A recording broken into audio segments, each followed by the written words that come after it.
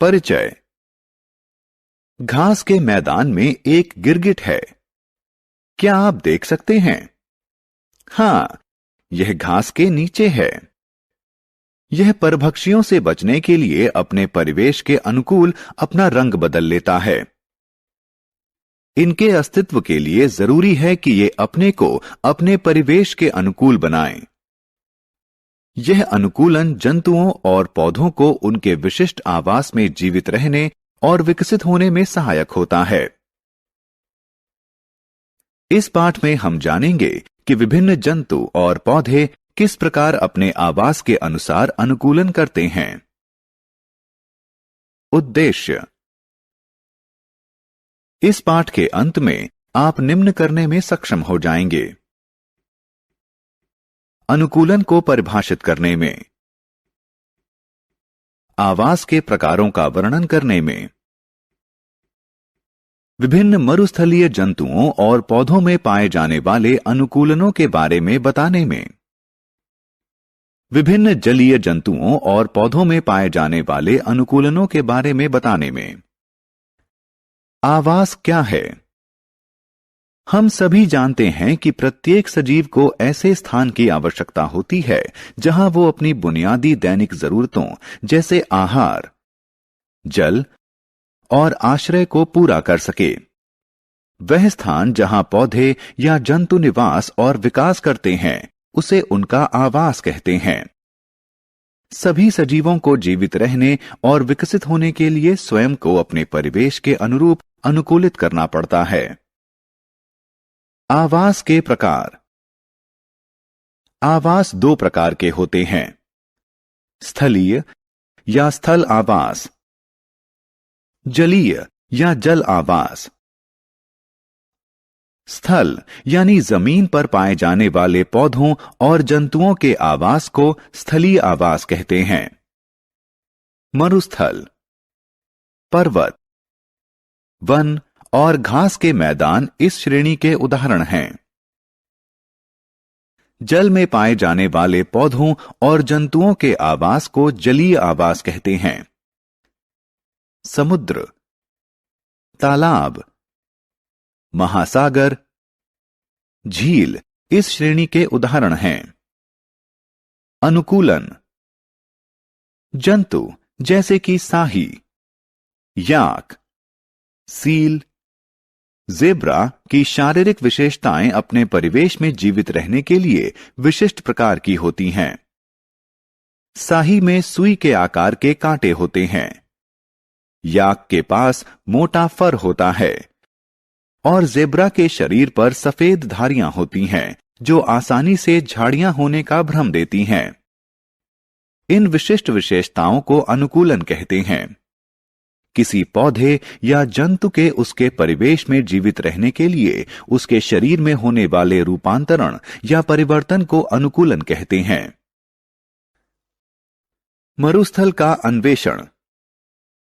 छात्रों, क्या आप जानते थे कि सहारा का मरुस्थल संसार का सबसे बड़ा मरुस्थल है? यह अफ्रीका में है। मरुस्थलों में शुष्क होने का विशेष गुण होता है। वे वाष्पीकरण की उच्च दर और सीमित वर्षा के कारण शुष्क और गर्म होते हैं। मरुस्थल में रहने वाले जंतु और पौधों में इन कठिन परिस्थितियों में जीवित रहने के अनुकूल विशेषताएं होती हैं। ऊंट में ऐसे कई अनुकूलन हैं जो मरुस्थलीय आवास के लिए सबसे उपयुक्त होते हैं। ऊंट के पास लंबी पलकें और नाक होती है जिन्हें रेत उड़ते समय बंद किया जा सकता है। ऊंट के कूबड़ में वसा संचित रहती है जो लंबे समय में उपापचयित होती है। ऊंट एक बार में 46 लीटर तक पानी पी सकता है और वह बिना पानी के 1 हफ्ते तक रह सकता है। ऊंट के चौड़े और चपटे पैर उसे रेत में फंसने से बचाते हैं। इसी प्रकार कैक्टस जैसे पौधे शुष्क और गर्म परिवेश में भी जीवित रहने के लिए कई अनुकूलनों का प्रदर्शन करते हैं। कैक्टस की पत्तियां कांटों में रूपांतरित हो जाती हैं जिससे प्रस्वेदन के दौरान जल की क्षति को कम करती हैं। जल संग्रह के लिए कैक्टस का तना मोटा और चौड़ा होता है। मरुस्थलीय पौधों की जड़ें मृदा से जल ग्रहण के लिए बहुत गहरी तक जाती हैं। पर्वतों की खोज। छात्रों, क्या आपने कभी सोचा था कि पर्वतीय क्षेत्रों के वृक्ष घास के मैदानों या वनों के वृक्षों से भिन्न क्यों होते हैं? पहाड़ी क्षेत्र के पौधों में कठिन जलवायु जैसे शीत, गर्म या तेज पवन के अनुरूप विशेष अनुकूलन होता है। पहाड़ी पौधे छोटे और सदाबहार होते हैं। पत्तियां शंकु आकार और मोम से ढकी मोटी होती हैं, जो हिम और वर्षा जल को नीचे गिर जाने देती हैं। शाखाएं तियर्क और जड़ें अच्छी तरह विकसित होती हैं। पहाड़ों पर रहने वाले जंतु भी अपने ठंडे परिवेश में रहने के अनुरूप अनुकूलन प्रदर्शित करते हैं। उदाहरण के लिए याक और पहाड़ी बकरियां ऊंचे पर्वतों पर रहने के अनुकूल होती हैं। जंतुओं की त्वचा मोटी और फरदार होती है, जो उनके शरीर को बर्फीली और ठंडी जलवायु में गर्म रखती हैं। जलीय जीवों का अन्वेषण। जलीय जीवों में विशेष गुण और अनुकूलन होते हैं, जो उन्हें जलीय आवासों में रहने और जीने में सहायता करते हैं। जलीय जीवों का शरीर धारीय होता है, जो उन्हें जल में तैरने में सहायता करता है। मछलियों की पूंछ और पंख चपटे होते हैं, जो उन्हें पानी के अंदर दिशा परिवर्तन में सहायता करते हैं। मछलियां गलफड़ों के द्वारा श्वसन करती हैं। जलीय पादपों का अन्वेषण। छात्रों, आपने शायद तालाबों और झीलों में कमल को तैरते हुए देखा होगा। ये पौधे जल में जीवित रहने के लिए विभिन्न अनुकूलन प्रदर्शित करते हैं। कमल का तना लंबा और खोखला होता है, जो पौधे को तालाब की तली से जोड़ता है। जड़ें छोटी होती हैं। पत्तियां चौड़ी और थाली के आकार की होती हैं, जो पौधे को जल की सतह पर तैरने में सहायता करती हैं। कुछ जलीय पौधे जैसे हाइड्रिला आंशिक रूप से जल में डूबे रहते हैं। मेंढकों में अनुकूलन। मेंढक उभयचर होते हैं।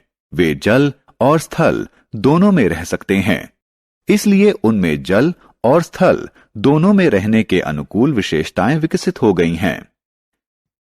मेंढक के पास लंबा, मजबूत और जालीदार पिछला पंजा होता है, जो उसे फुदकने और तैरने में सहायता करता है। शीत ऋतु में मेंढक शीत निद्रा में चले जाते हैं। सारांश। आइए हमने जो कुछ सीखा है उसे संक्षेप में दोहराएं। किसी पौधे या जंतु के उसके परिवेश में जीवित रहने के लिए उसके शरीर में होने वाले रूपांतरण या परिवर्तन को अनुकूलन कहते हैं। वह स्थान जहां पौधे या जंतु निवास और विकास करते हैं, उसे उनका आवास कहते हैं।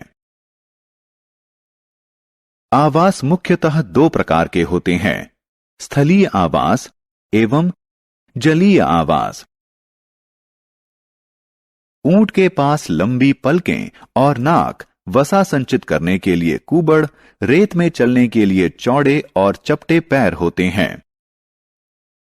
कैक्टस में कांटेदार पत्तियां, जल संचय के लिए मोटा और गूदेदार तना और जल ग्रहण करने के लिए मृदा में गहरे धंसी लंबी जड़ें होती हैं। पहाड़ी पौधे छोटे और सदाबहार होते हैं। उनकी पत्तियां शंकु आकार और मोम से ढकी मोटी होती हैं। शाखाएं तियर्क और जड़ें अच्छी तरह विकसित होती हैं। पहाड़ों पर पाए जाने वाले जंतुओं के पास मोटी त्वचा और फर होता है।